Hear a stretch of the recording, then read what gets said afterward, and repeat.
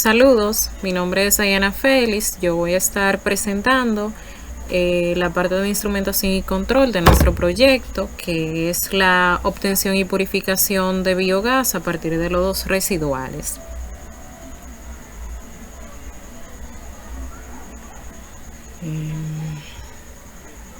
Bien,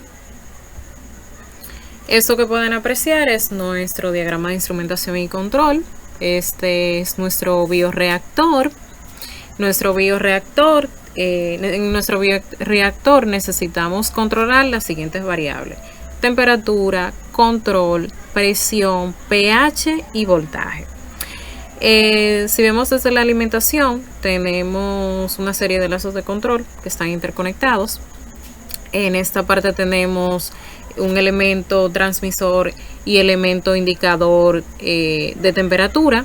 En la alimentación, este mide la temperatura a la que entran los lodos, envía una señal a un elemento transmisor y esta es enviada a un elemento controlador de temperatura.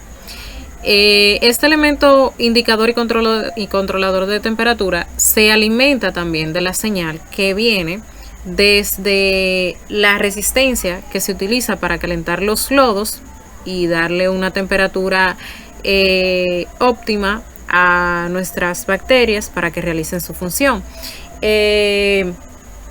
Esta señal es enviada desde una fuente de corriente a un controlador e indicador y el elemento transmisor e indicador de temperatura envía la señal a un control lógico programable, PLC. ¿Para qué es esto?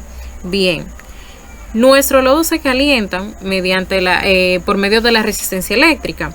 No podemos realizar una acción directa sobre la temperatura, pero sí podemos realizarla sobre el voltaje.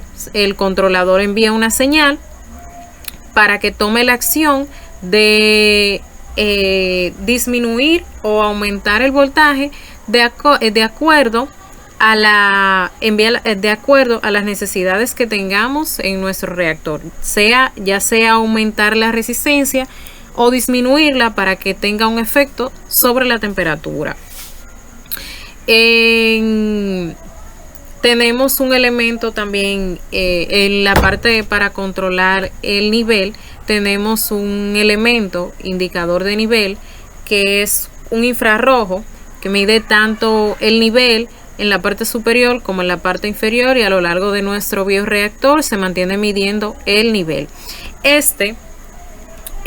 También envía una señal al control lógico programable indicándole si es alto o bajo. Este envía la señal al elemento controlador de nivel para que abra o cierre la válvula. Como vemos, estas cuatro variables, porque también tenemos la de la presión, que cuando la presión sobrepasa el límite, entonces se abre una válvula de alivio. Estas cuatro variables están conectadas a un PLC. ¿Por qué la tenemos de esta forma? Bien, supongamos que se disminuye la temperatura en el bioreactor y le decimos y mandamos y enviamos un mensaje para que se aumente el voltaje, y este aumenta. Entonces se empieza a calentar. Y sabemos que cuando aumenta la temperatura también aumenta la presión. Podemos tener una alza de presión en nuestro bioreactor. Y cuando se abra la válvula de alivio, entonces tendremos una pérdida de materia y también un gasto energético innecesario, y puede ocurrir daños en nuestro bioreactor. Entonces, el control lógico programable toma la decisión de qué hay que hacer para aumentar o disminuir la temperatura. Él puede mandar una señal al elemento controlador de nivel diciéndole que abra o cierre la válvula, porque también podemos, si tenemos una alza de temperatura, se puede controlar alimentando más lodos, o disminuyendo la cantidad de lodo, en el caso de que tengamos una disminución de la temperatura, disminuyendo la alimentación de lodos a nuestro bioreactor. Eso es en la parte de explicando por qué tenemos el PLC. Eso es para tener esas variables integradas. Bien, en esta parte tenemos aquí un indicador de potencial eléctrico. Esto es para poder tener información sobre qué pH se tiene en el bioreactor. Emite una señal en milivolt que es convertida a través de un convertidor a voltios, a ampere, perdón, que es convertida a ampere, y esa señal es enviada a un elemento indicador y controlador de caudal para alimentar una solución reguladora de pH, dependiendo de la necesidad que tengamos en el reactor. Bien, a lo largo de nuestras líneas veremos estas válvulas que son válvulas de retención de flujo único. O sea, van en una sola dirección. Estas válvulas son para evitar que el flujo se devuelva. En la parte de nuestros compresores no podemos realizar una acción directa sobre ellos, ya que ellos tienen un sistema integrado de que si hay alguna falla, ellos se apagan automáticamente. Pero tenemos una instrumentación para que nos indique cuál es la presión que tiene.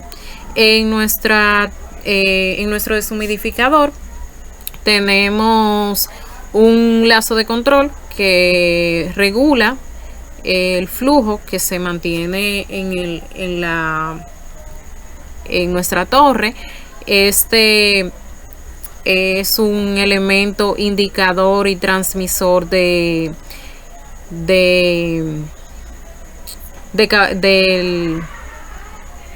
nivel que se maneja en la torre.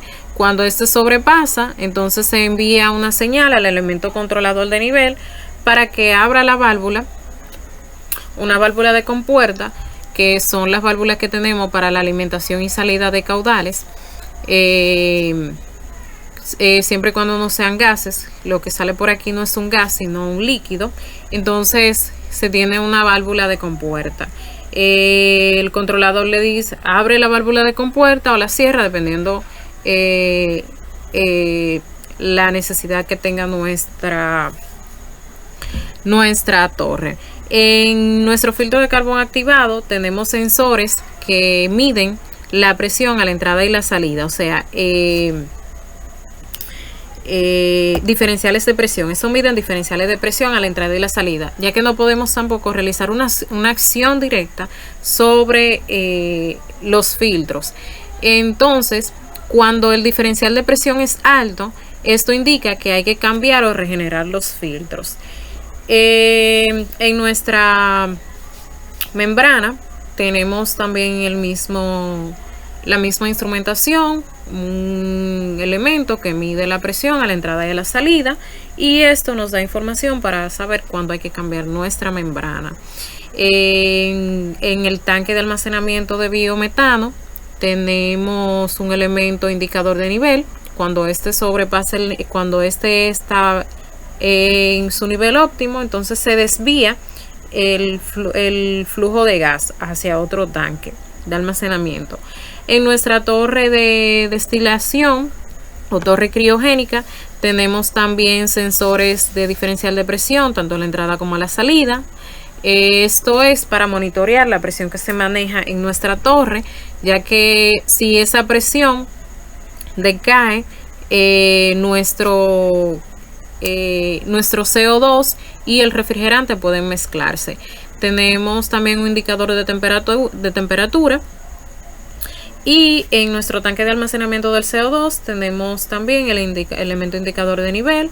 Cuando este está en su nivel óptimo, entonces se desvía mediante una válvula el CO2